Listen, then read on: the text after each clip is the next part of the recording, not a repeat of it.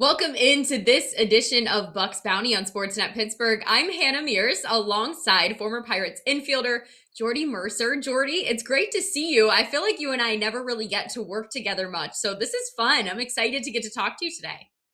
Yeah, I mean, it's excited to be on here. It's a little chilly outside, so let's get this thing rolling.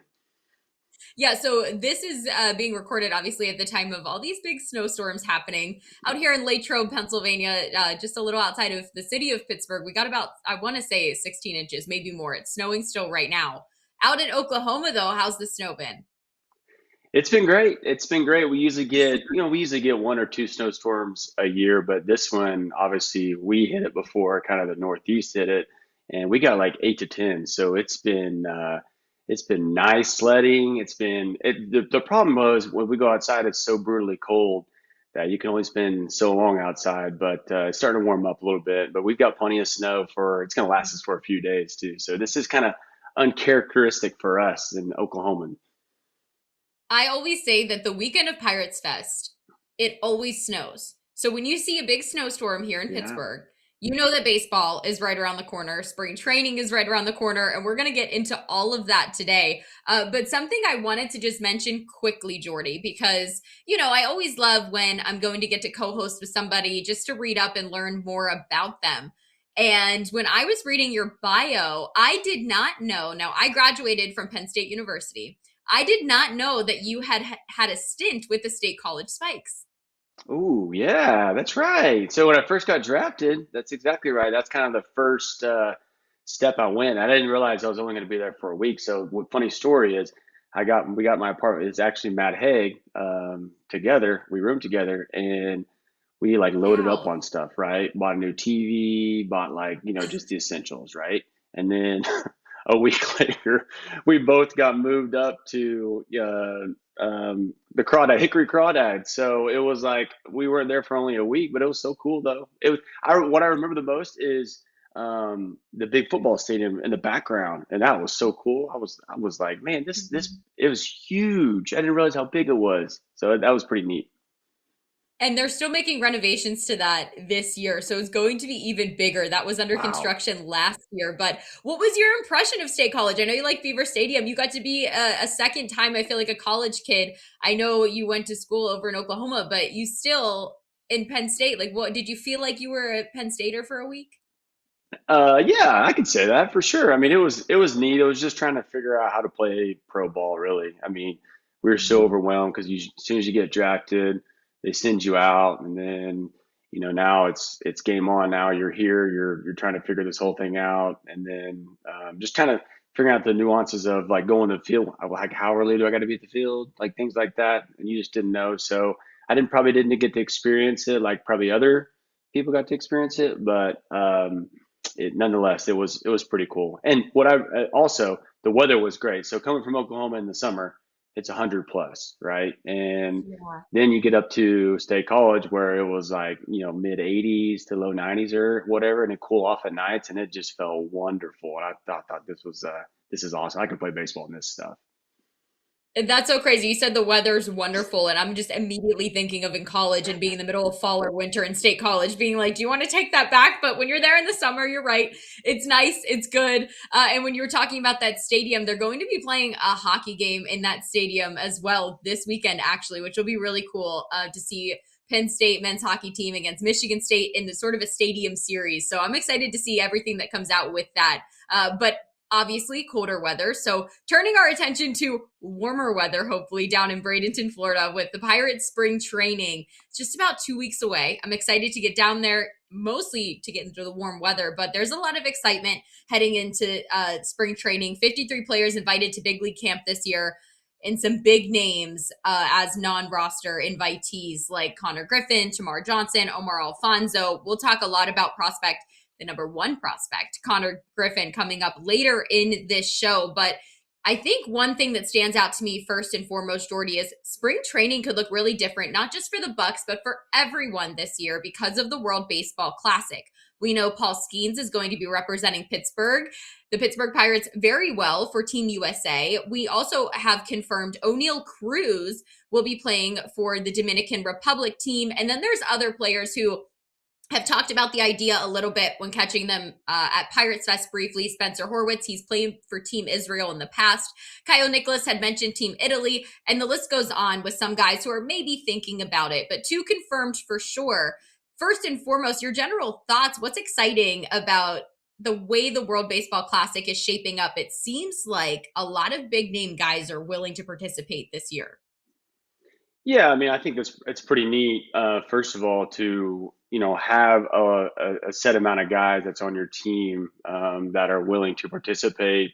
Also, I think that makes your team, got a chance to be pretty good. You got good players. You got guys that substance, guys that have been around, guys that Major League Baseball is looking at that could be a potential star.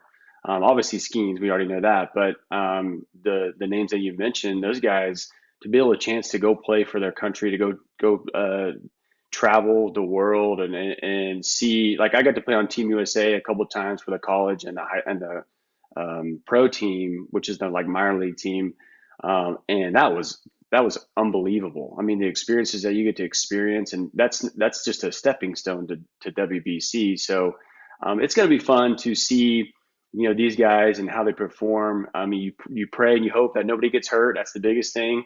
But you also know that there's a lot of good players, in your organization, and especially in the big league level, that can make an impact not only, for their respective countries, but when the season gets kicked off for your team and to make a run this year, it's exciting times, and I'm looking forward to watching it for sure. What's the interesting thing about when you're in the World Baseball Classic, getting to experience different countries and how they consume the game of baseball or the environments that you'll be playing in? Is there something that stands out to you specifically? Because I think that's what's really cool is when you're saying you get to travel the world and play, everyone consumes the sport differently. And we saw a lot of that this year specifically with baseball going over to Tokyo and getting to play in front of a different crowd overseas. Football's taking on that dynamic a lot. So in the World Baseball Classic, what do you remember specifically about that? Yeah, I think you said it right. It's the atmosphere. I think that was what scared me the most. Basically, was it was like, oh my goodness, they don't be quiet. They're not. There's no like transition of it's a raw raw raw nonstop, and that's what I remember the most. Is especially if you play for against a country that's close there or by there, right? They're gonna have a lot more fans, and it is wild. It is wild how they celebrate the game of baseball, which is really cool too, looking back on it now. But when you're entrenched in it and you get there, you're used to being that cool, calm, and collective. If somebody gets a hit, they clap. It's a little bit of yelling, things like that. But it is nonstop. I mean, there's horns going off. I mean, there's shakers going. It is wild, and that's what makes it much fun because they are into every single pitch from other countries. It's really neat to see how they deep dive into their respective teams, and they live for this stuff. That's what they do. Like the overseas baseball in different countries, it brings like a little bit of a soccer atmosphere where they live for this stuff. That's what they do, and they're there and they're cheering from 1 inning to 9 innings all the way every pitch.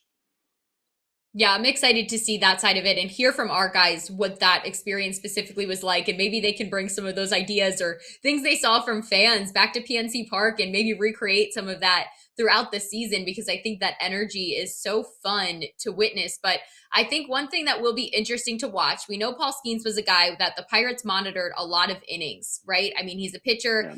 a generational talent, someone you want to make sure his arm is intact. But it's not just him. What do you think is different about participating in the World Baseball Classic and what maybe that can do for a dynamic of a team heading into spring training, different players and different regimens? I mean, give us the insight to what that could look like for these ball clubs.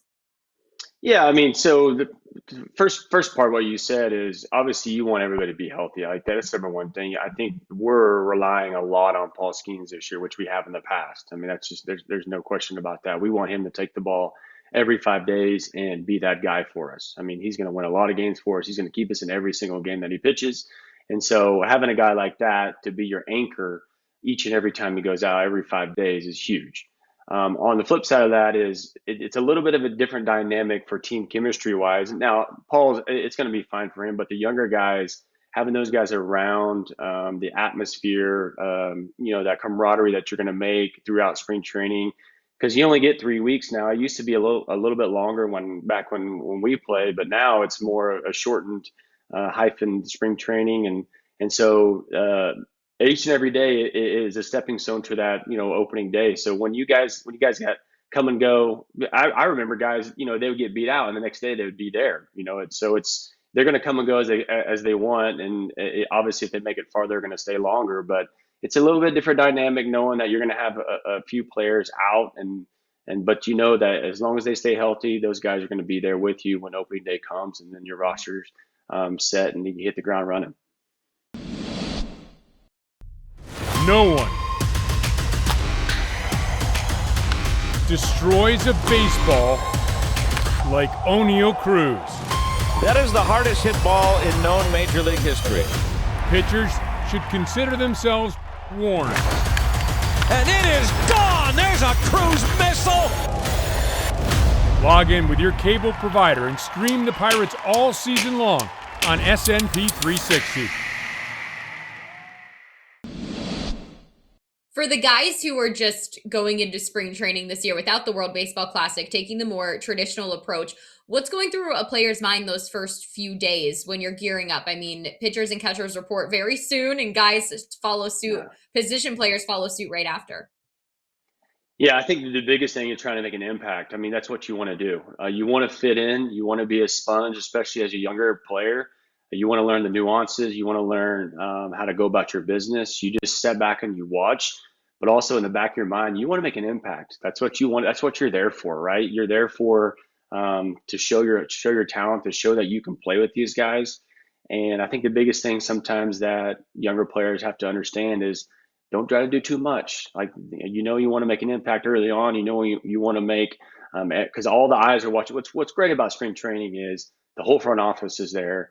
All the coaches are there. Everybody is in the same spot. And I think that's what makes spring training really, really unique and very, very cool, is because everybody's under one roof in a sense. Everybody's there. Like when the season starts, there's some people in Pittsburgh, some people in spring training still in Bradenton, some at the offices. So they're a little bit spread out, but everybody is at spring training under one roof. And so you get that chance to make an impression. You get that chance to say, here I am, this is my next step.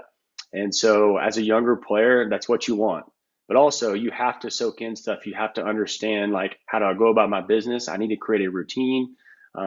What time should I get there? There's going to be guys, there early. I need to be there early too, because I want to see people, or I want people to see me, know that I'm serious. I'm ready to work, and I want to make an impact. So there's a lot of stuff that I remember my first spring training. I was nervous. I was crazy nervous. I mean, I think that's to be expected, right? Because you're going against like grown men that have been doing it for a long time, and then you get to play in spring training games against some of your idols that you never ever thought you would ever play against. Maybe only for a couple innings, but still you get to play against it, and you get a chance to get your feet wet, as so-called is what they say. So spring training was always cool for me. As I got older, I probably didn't enjoy it as much because I was ready for the season to start. But as a younger player, you get to be around all those guys, and it's really, really cool to be there. Who was that moment for you that, oh my gosh, I can't believe I'm sharing the field as so-and-so? I mean, I think you can just go up and down a list. I don't think there's specifically one person that I was like, oh my God, look at that guy, right? It was just a matter of like, oh, I've seen that guy play on TV. Oh, I know who that guy is. Or, oh, really? We got him this year? Like, that's cool. Like, there's just so many things. And then you look across the field as we went to George Steinbrenner and played the Yankees. I remember going on that trip a bunch, and it's like all the legends were there. And you're like, what? Everybody's in that dugout over there? Like, the former players I think one thing the Yankees do a really good job is bringing everybody back. And you see on the half fields, like those guys over there, it's just amazing to be, in that same perspective, in that same field, sharing the same field as those players. And so that's what I remember the most. It's not necessarily just one player, but understanding that you're going to play against some of the guys that you've seen on TV for a long time, and like you get to share the field with them. That's really cool. You had mentioned too earlier when we're talking about what are guys, focusing on those first few days of camp and wanting to make an impression. You talked about going about your business. So when Jordy Mercer was in spring training, I guess I want to ask more so, what was it Was it harder for you to reacclimate making an impression in the batter's box or on the field? What came more naturally to you? What one took more work in spring training? For me, it was always the batter's box. It was always the hitting part of my game. I love defense. That's what I prided myself on. That's what I knew. I feel like that I could be in my little happy place. My comfort zone was out on the field and taking ground balls.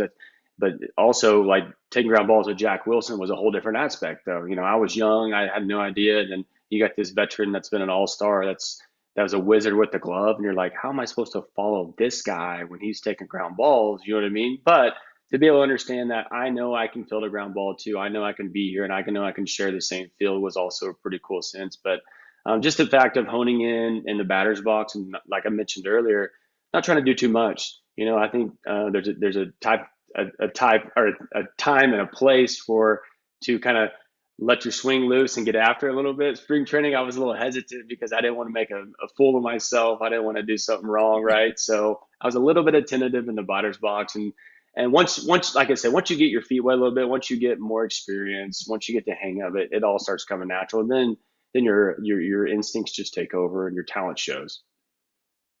Well, there's a lot of guys who are ready to showcase their talent. And for the fact of there's a lot of competition this year at spring training, a lot, especially for a lot of infielders looking to make their mark. Now, namely, a lot of people's eyes are going to be on Konnor Griffin. We know the number one prospect, but aside from him, who is one player you're keeping an eye on? And I say aside from him because we are about to talk about him extensively, but is there somebody you're keeping an eye on and you're really excited to see what they can do this spring?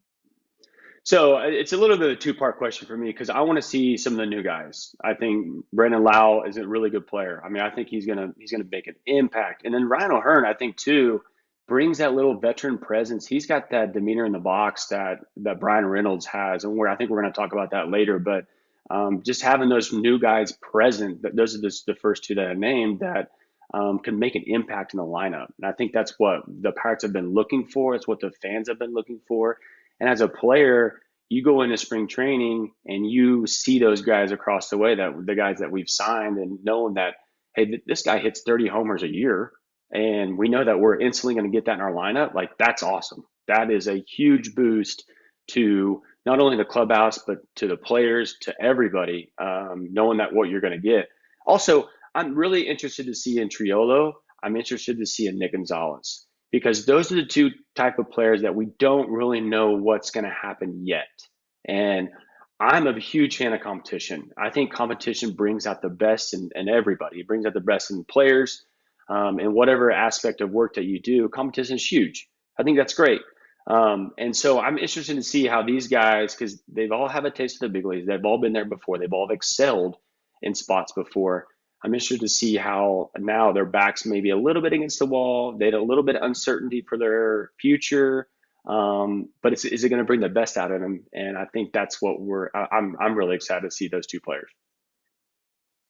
Well, it's interesting you say that, because those are two guys we're going to look at maybe more in depth later, because that is an angle I sort of took, I think, when it comes to a lot of the competition in spring and who could do what and who might have more playing time. So everybody stay tuned for that. We've got more coming your way with that. But somebody who has brought out the best competition in the minor leagues is Konnor Griffin. Now, I phrase it like that because this weekend at Pirates Fest, Termarr Johnson was sort of asked about him and said a lot of amazing things about just the way that he's handled his business as a 19-year-old. And I think he sparked a lot and brought out the best in a guy like Termarr Johnson. And if he didn't yet, he will in other players with him. It's hard not to see that guy come up through the ranks and think, oh, wow, look what he's doing. I need to be doing that to get to the next level too.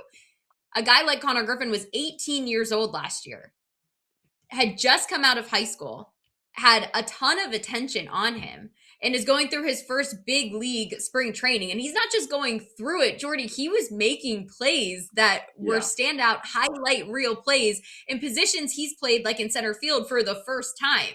I mean, first and foremost, your impression of what he was able to bring to spring training last year, just getting his feet wet. Yeah, that goes to what I was just talking about, trying to make an impact early on, but yet not trying to do too much.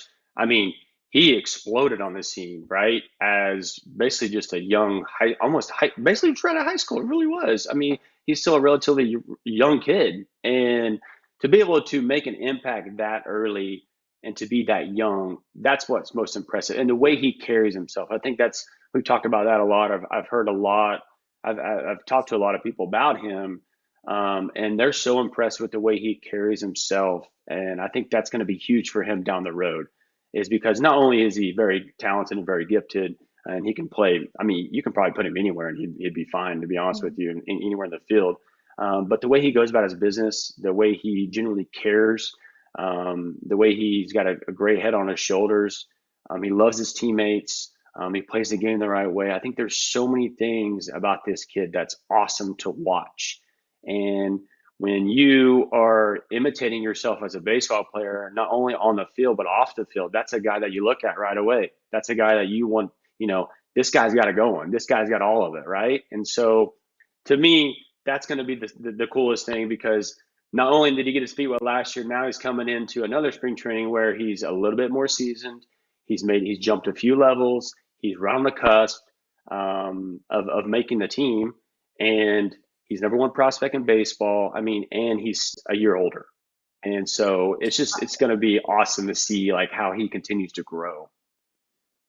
Yeah, he's had a busy offseason, to say the least. You finished your first professional season. He got married, 19 years old, got married to his high school sweetheart, Dendy. Beautiful people, have spoken to them both. I really, really enjoy them. Just great human beings. So congratulations to them. But I'm really curious to hear this from you, Jordy, because there's a difference from everything happening, the first time around. It's almost like you can surprise yourself in a lot of ways. You aren't putting pressure on yourself. You aren't holding the expectations too high. No one would have really said anything had he experienced some failure last year. But then he really didn't. He had an amazing, amazing pro first season. But you go into your first offseason with some of that experience. Do you think sometimes players with their first offseason, after having some of that experience, do they tend to maybe overcook things? Is he going to be coming into spring training, a little different than he did last year? Maybe less willing to change things. Maybe he made changes he shouldn't have. Are you concerned about that at all? Was that ever something you saw with some guys in their career? Well, I mean, the hype is real, right? I think that's the biggest thing. The hype is real, and sometimes guys let it get too much of hype. And I don't think this is going to be the case, though, because he's got 0 games played in the big leagues. So I think that's huge in this whole thing that we're talking about, is he still hasn't got that point where he's played in big league games. He's had success there, which we all think it's going to happen, right? It's just a matter of time. But I think that's going to help keep him level-headed and keep him hungry. And I think that's one of the most important things, is he's got to stay hungry. He's got to continue to get better. And you see the social media stuff that he puts out. You see the work that he's putting in. You see the things that he's saying. He's saying all the right things. But now, once he gets that opportunity, is he going to put it all together and continue to work at it each and every day? Because there's guys on the other side that's going to try to get him out each and every time too. So he's going to have to understand that he's got to make adjustments. He's going to fail. I mean, this game is a failure. This is a very, very hard game. And so he's going to fail, but it's a matter of picking himself back up and understanding and getting better at that. But listen, his thing when he got drafted was he's the top overall prospect. We knew this, right? But could he hit? That was the number one thing. We didn't know, and nobody thought he could hit the way he's hitting now. But that was his biggest thing, was could he hit? Could he change his swing? Because everybody said he had a hole in his swing, blah, blah, blah. We all know how that works, right? It was unbelievable, the transformation that he made. And the way he's projected to be above average big league hitter and even an all-star. I saw something the other day that he could be a 5-time potential all-star. It could be like Gold Glover. He strictly could play shortstop each and every year, not only in center field, but shortstop now. And that was one of the knocks too. Could he play shortstop in the big leagues? I think he's answering almost every single question. It's just a matter of, can he continue to grow, continue to get better, continue to improve, and knowing that teams are going to adjust to him, and he's going to too. But this guy has not proven me anything otherwise than he's just going to continue to get better. And what a cool have Skenes on one end of the defense side, and then have Konnor Griffin, that's going to be an offensive juggernaut slash defensive shortstop, and have those two combined on the same field. I mean, come on, this is so cool. It's so fun. It's so fun to get to watch and grow. And I mean, everybody, I know pitching is different, right? And I know Paul is a different type of human being in general, but there's a lot of similarities about the two and how they approach life and the game and the way they think about things. If you have conversations with them, and everyone was skeptical about Paul too. Year two, could he do it? What could he do? What couldn't he do? So I'm really excited to see what Konnor can do with a plethora of information at a higher level as well, because like you mentioned, the swing adjustment was insane. And then nobody doubted from there whether or not he was going to hit when he was jumping levels. He jumped almost every level last year in the minor leagues, which bodes the question, though, will he start in Double-A? Is there value of him starting in Double-A? Is there value of him starting in Triple-A? What's sort of the difference there? Because a lot of people are saying maybe they'd like him to just start with the big league club, but keep in mind, he's barely had any repetitions at the positions you're talking about at the professional level. Yeah, I mean, I think that's the biggest question. It's the biggest unknown question, and I think a lot of people are trying to figure out is where could he start? Where is he good enough to start? I mean, is he good enough to start in the big leagues? I think so. I mean, why not, right? I think that'd be so cool if he started him in the big leagues. Shortstop in the big leagues. Why not? Why not? Why not? He's done nothing. He's proved everything so far. And one thing that I'm a little bit skeptical on is just the at bats, right? We saw him jump a lot of levels. AAA is a little bit more seasoned in players. They know how to pitch you to a certain extent. I'm trying to explain this to our viewers that AA has got more arms, prospects, better velocity, things like that.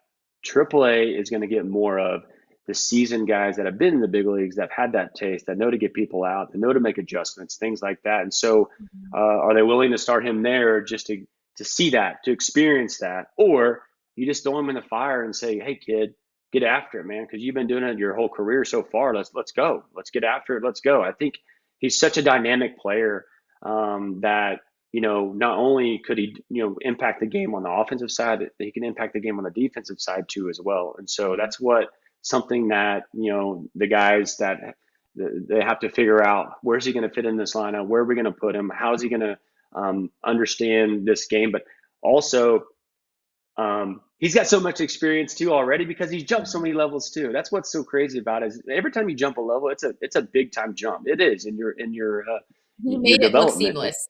Yeah, and so why not do it? And I'm a big fan of it. I think he should start in the big leagues. That's what I'm going with. I can understand him starting in AAA, but I think he should start in the big leagues.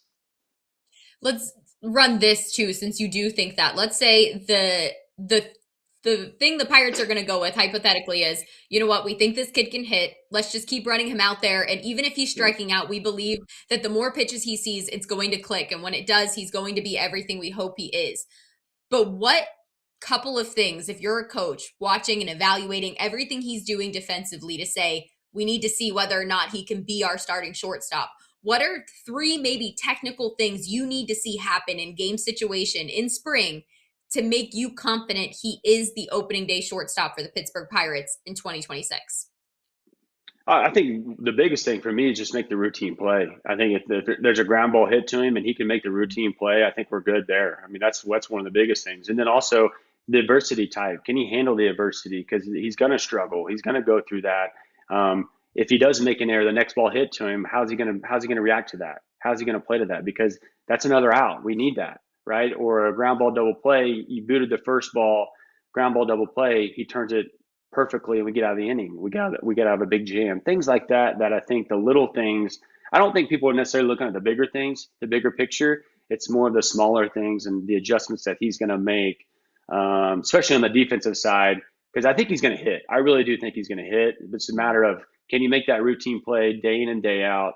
And then something, he does hit a little bit of adversity. Can he bounce back next pitch, next batter, and make the play and get out of the jam and move on basically from that, instead of sit there and think about it and dwell on it and things like that. So I think that's some of the things that they're looking for probably in spring training is to figure out, is he going to be able to bounce back? Because he's going to fail. We talked about that. He's going to fail. He's going to go through that. but I think he's such a good kid. He's got such a good head on his shoulders. His direction is great, and I think he's gonna be a leader more than anything. And I think that's what's awesome. He's got that leadership quality. He does. He has something about him, sort of that Paul does, where they don't even realize maybe they have it, but That's people right. just follow what they do because of how they carry themselves. And it's an admirable trait to have. You mentioned the word failure a lot. Baseball is a game of failure, right? You fail more times than you succeed. He really hasn't failed yet, though. He's done so No. many amazing things, maybe not in his mind. Jordy, you're somebody who you've admitted in your career you went to college because maybe you didn't feel ready for pro ball. He didn't go to college. In fact, Right. he finished high school early and went straight to the pros. You have mentioned so much about his character and how he handles himself. We're pretty confident he can do that. But what's challenging about having to fail and fail at the pro level compared to maybe going to college and letting yourself mature as a human being too? Does that worry you at all? Is there a difference there? Like, what was that like for you? Why at 19 were you not like Konnor Griffin ready for the world? Well, first of all, it wasn't near that good. I mean, that's first of all. I think that's the biggest thing because he's a once in a generation talent. I think we're starting to see that, in full effect. The social media aspect, the availability of to be able to see a play instantly from around the world. I think that's the biggest thing for him is when you're playing in front of 40,000 people and you're on every newscast or every TV station that can zoom in and watch that game. You can be sitting anywhere, right? And have the MLB package and watch any game.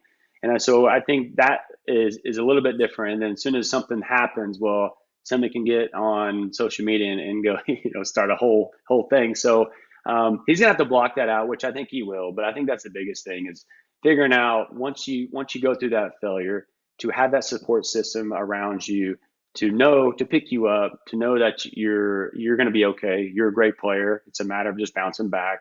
And then once he figures that out and understands that, I mean, it's going to be fun to watch him continue to grow up. That's what I love to see. Like, what's the future hold for this kid? Like, what? I mean, we talk about this as Paul a lot. Is he continuing to get better each and every year? Because is it really hard to get better with Paul? But he talks about all the time about how, well, I could have been better at this or I could have done this. Paul, you're a unanimous Cy Young winner, man. Like, that's incredible, right? There's not a lot to get better at, but he continues to drive himself to that. And so that's what I'm anxious to see about Konnor is can he continue to do that? There's always ways, the best of the best. I mean, that's why people are elite. They That's want right. to get better. There's always 100%. going to be something they find about themselves they can do to get better.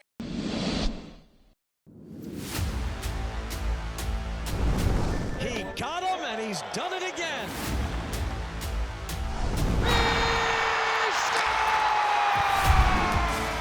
Welcome to Unobstructed Views.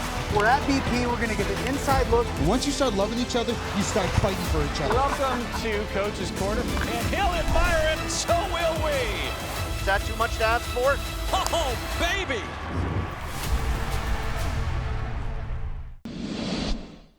Moving on from Konnor Griffin, because I think we could have an entire podcast just about him No and doubt. what we're curious about with him and what we're excited about. But we're going to get to focus a lot on him and everything he gets to do in about 2 weeks. So Jordy, you with most people are very excited to see him. I'm excited to see him. But as you mentioned earlier, what you're excited to see is some of these veterans that the Pirates acquired, signing Ryan O'Hearn as well to a 2-year deal, the largest for a free agent hitter in franchise history. You're hoping he brings a lot of power to that lineup.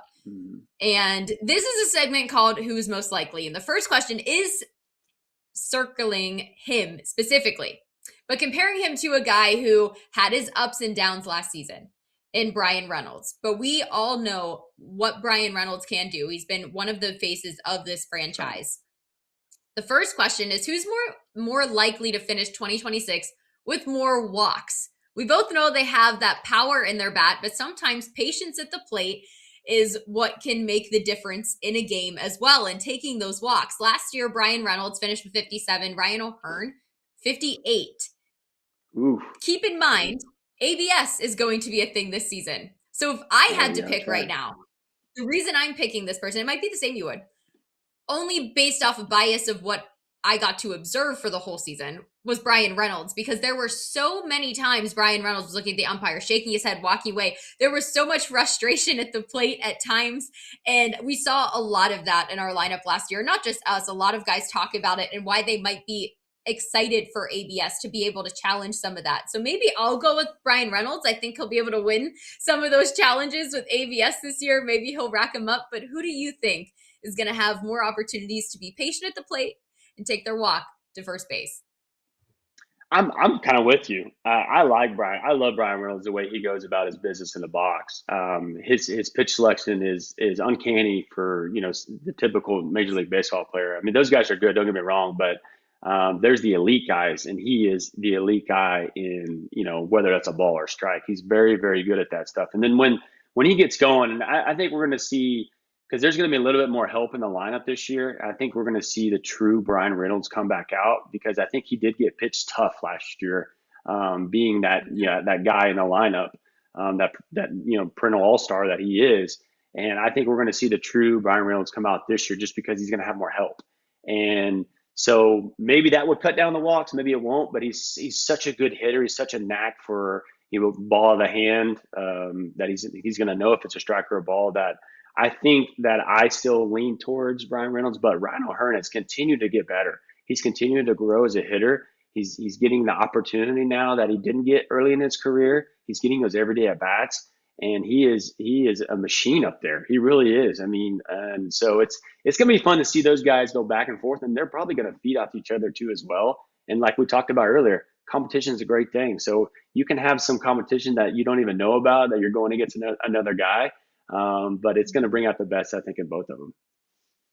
I think it's going to be interesting too, depending on where they hit in the lineup as well. That's and right. Who Oneil Cruz is sitting behind, because that usually a lot of the time determines who's going to get pitched to, how and why and when in game situations, because more times than not, somebody doesn't necessarily want to have someone on base when Cruz is up, because of the power that he has in his bat, hoping for a huge breakout season for him as well. But two guys that we talked about earlier in the show, and I said, fans, stay tuned. This is going to be an interesting discussion. Two Pittsburgh Pirates who are beloved by fans. They play so hard. Jared Triolo and Nick Gonzalez. Who's more likely to play more games in 2026? This could be like a 30-minute discussion. I know we don't have that time, but it's so interesting because Nick Gonzalez got hurt, the first series last year. Right. After he hits a home run. So he was working his way back the whole season, but we've talked about him having a clutch gene when he's in the lineup, and that bat could be really valuable. But then you have a guy like Jared Triolo toward the end of the season became super valuable at the plate because he got consistent playing time, and that started to translate for him. And he also can play everywhere, which is a need for the Pirates. He's a Gold Glove utility man, so he brings so much value. So who do you think ends up playing more games? I'm going to go with Triolo, and I think you hit the nail on the head. It's because he's more of the utility type player. So if one position, he could set a spell for anybody that needs a day off. I think that's the biggest thing. Is he's very valuable now, with utility player being the most valuable probably it's ever been in the game, to be honest with you. And so he brings so much more value to me. Now Nicky G's a great player. I'm not saying that, and he swings a great bat too, but the actual value side of having, because you only get so many amount on your roster. So to having that valuable player that can play anywhere and that can spell a guy on their off day, and then who knows, like you mentioned, he got hotter than a pistol last year. I mean, it was amazing. He was on fire for that extended period of time that he got every day at bats. And obviously we know he can play a really good defense too as well if you put him anywhere, because he's won multiple Gold Gloves, as in minor leagues and in the big leagues. So it's going to be, that's why I brought that up earlier, just because they're very similar in the type of player they are, because Nick Gonzalez can play basically all infield positions too as well, but Tree brings that extra aspect of playing the outfield, can stick him in the corner. He can probably play center field for you and be fine for a day. So it's just going to be awesome to see the aspect of what they do and how they construct this roster, especially in spring training. There'll be a telltale signs of where they play and where they start and how they go about their business and what the coaching staff's going to do. But it's going to be very interesting to see. But I'm going to go with Tree just because he brings out more of a utility type role aspect player.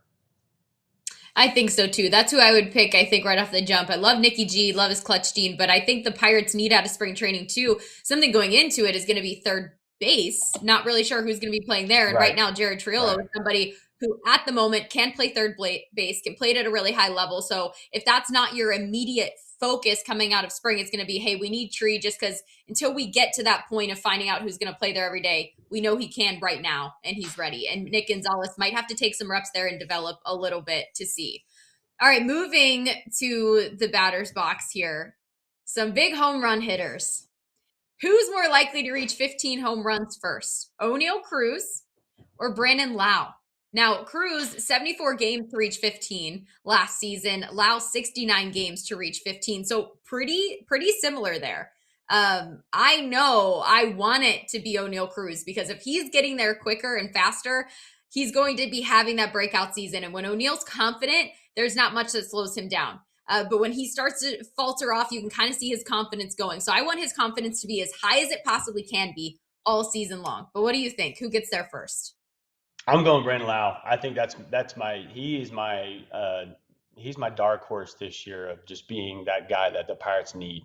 I think he was a superb trade for us, sign for us, however you want to do it, lock him up. I want to keep him around for a while just because, and here's the reason why. He brings that aspect of, what you're going to get. And I think that's completely huge. Oneil Cruz, we've seen him. He can go crazy and he can also struggle, right, at times. Brandon Lau, you know what you're going to get with him. You know that you can chalk up 30 home runs in a season for the most part.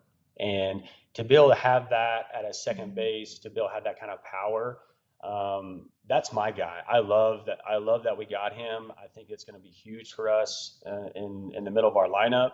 And he's the type of player that plays every single day, and I think that's great too. And so I'm going with him. I think he can, especially in that. I don't know if he's hitting PNC Park much. I haven't dug into the numbers, but that right field Clemente wall is going to be really shallow for him, and I think I enjoy that quite a bit being at home. Listen, as long as they're both in the running, getting to there quick, I mean, maybe they get there at the same time. I think we'll take it, right? Let's just say they're both going to get there at the same time, and we'd be very happy. We'd be in a great spot if that happens soon in the season. But that'll be interesting. Maybe Oneil will be fueled too by a couple extra home run hitters in the lineup. Maybe that ends up taking some pressure off of him in a way where he doesn't feel like he has to be the big bat every swing. And then naturally, all of a sudden, he's hitting bombs into the river every other at bat. We need that. We love that energy from him. That'd be fun to watch. Some healthy competition, Jordy. It's everywhere coming in spring. More likely to reach 100 strikeouts first, Mitch Keller or Bubba Chandler? This is really interesting because my initial reaction is to want to go Mitch, only because we know the amount of innings Mitch can go when he's healthy, and when they let him go, he's typically the pitcher that has the leash cut first, right? He's going to be able to go deep in ball games for you. And a guy like Bubba Chandler, it's going to be where the reins at with him early in the season, and will that hinder it? But then again, you look at him and what he's able to do, and he's a guy who punches tickets. So who do you think gets 100 strikeouts first? I'm going with Mitch, just because, and the reason why I'm going with Mitch is because he's going to take the ball every 5 days. I think that's huge. Right. We've seen it before. He's a workhorse. To me, he is that. I know. Let's just throw Paul Skenes out of the picture, right? Let's just put him out of the picture for right now. He is that guy that the Pittsburgh. He's the born and bred guy that he's been through the system. He's been through the ringer. He knows how to go about his business. He's an all-star before, but I love that he continues to take the ball every 5 days. No matter what, he is racking up starts and racking up. And I think that's huge for him. And we saw him. He can get hot too, and he can go on a tear for a long period of time. And so, but Bubba's gonna have the power stuff. We already know that. His stuff is unbelievable. It's just a matter of can he stay healthy? Can he create that, every 5 days of getting ready and going about his business and creating that routine, knowing how to travel, things like, there's just so many factors, right, to me, but his stuff is there. Don't get me wrong. His stuff is there, but I love Mitch because I love the consistency. I love what you like. It's kind of like Brandon Lau, what we talked about is, what you're going to get from him. And every 5 days, Mitch is going to run out there with the ball. And you have a chance to win every time he goes out there. Yeah, he's not going to have as much of a leash. That's why I would have picked him first. Not saying that Bubba Yeah. doesn't have the exact same Right. capability to reach there. I think next season, both if they're both in the rotation, that's more of a conversation that'll be more interesting to look at head to Sure. head. But for the whole purpose of maybe innings given, I think I'm on the same page as you there with the consistency Mitch Keller has proven to bring in the first half of this season, the past few years. Now, looking to the ace of this Pirates rotation, obviously we assume he's going to be the ace again, the Cy Young winner in Paul Skenes. What is he more likely to accomplish? Maybe it's both. I don't know, but we'll see. What's he more likely to do? Win his second straight National League Cy Young or lead the MLB in WAR? Now that's interesting too because he was third in that category last season. Aaron Judge obviously leads that list. Shohei Ohtani was tied for third there with Paul. It's interesting because it's all of MLB. We're not just talking about pitchers. Sure. So what are you thinking there? What's he more likely to accomplish? I think the shoe-in is to win the NL Cy Young. I mean, I think that's pretty easy. That might be the most easiest question that we've ever had, probably on this podcast, if you ask me. I mean, come on.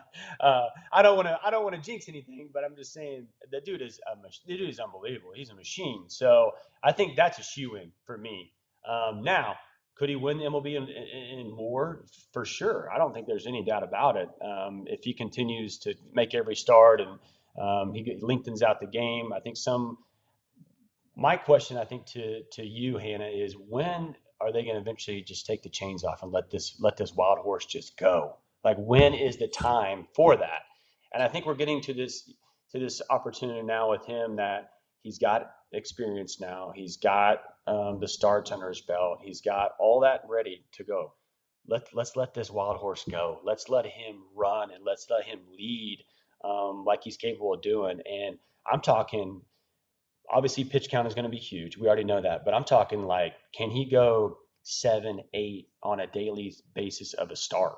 Like, can he do that? Are they going to let him do that and allow him to do that? Whether it's, can he go over that 100 pitch? Yeah. I mean, everybody labels the 100 pitch mark as something that's, that's kind of the benchmark, but why can't he throw 110? Why couldn't he throw 115?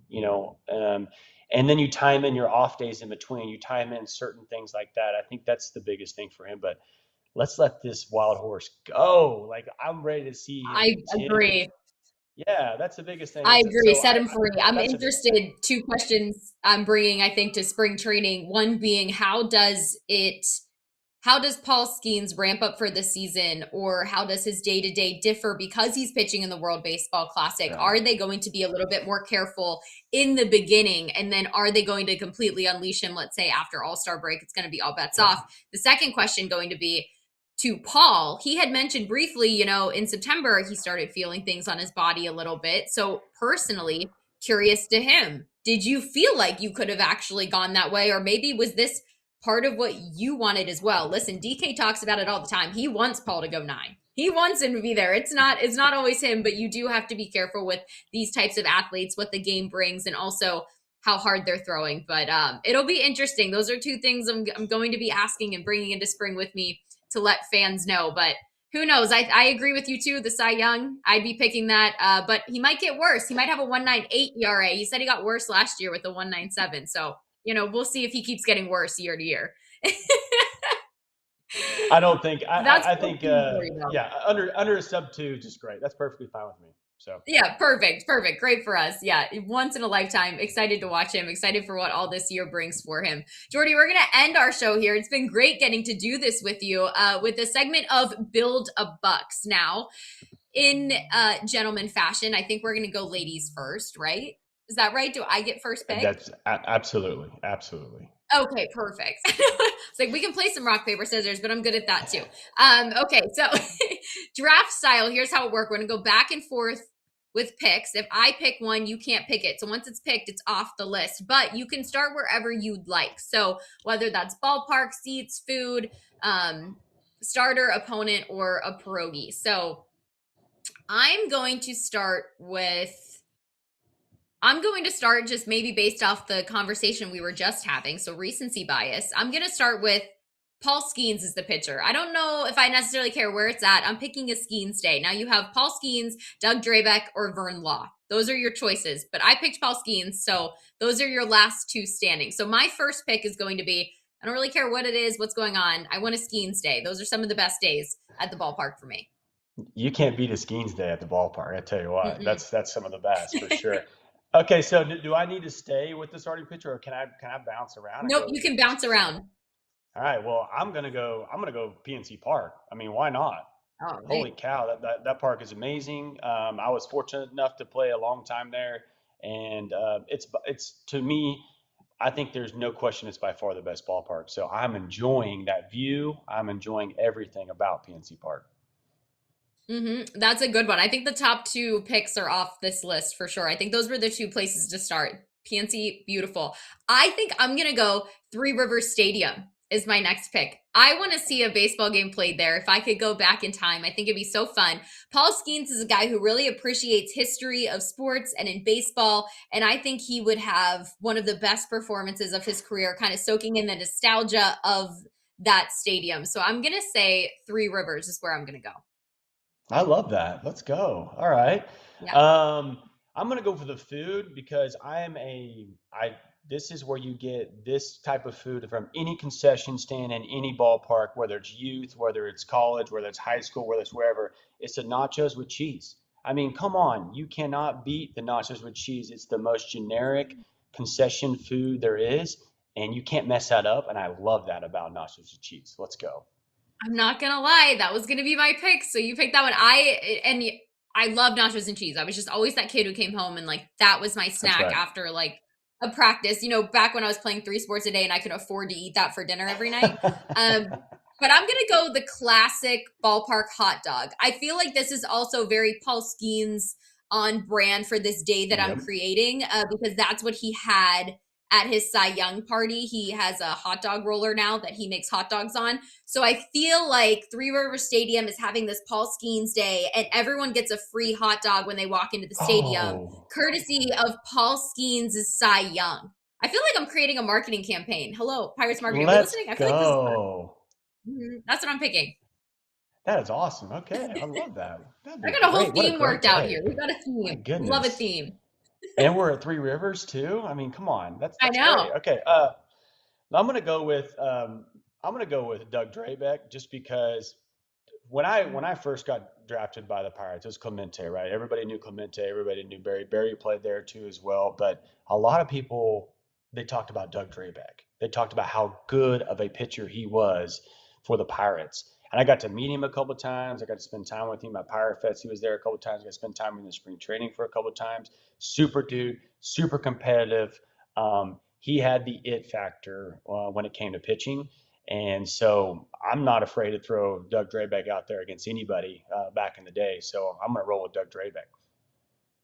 I think that would be a fun one to watch for sure. I'm going to pick the opponent next.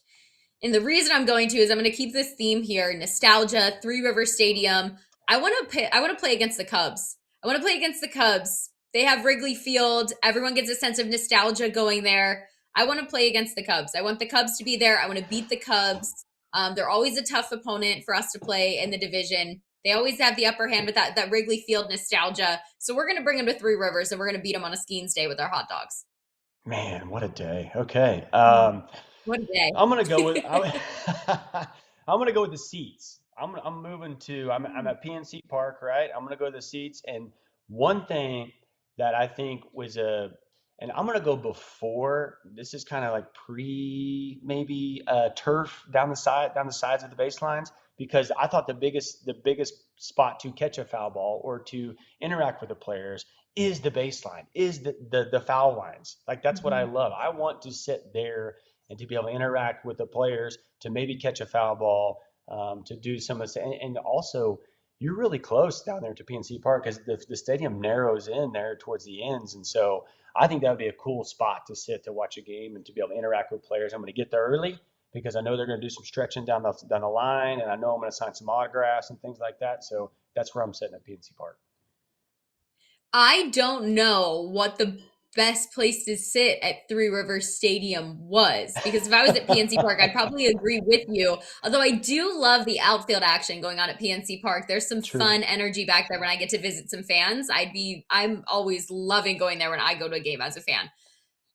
But I'm going to say, just because I feel like we're going really nostalgic here, we're really focused on the pitcher. We're going to go and give our fans an experience behind the plate. We're going to go behind the plate, and we're going to watch Paul Skenes throw 102 miles per hour right at our face. That's what we're watching. We're there for that experience. We're going 102 straight at the face behind the plate.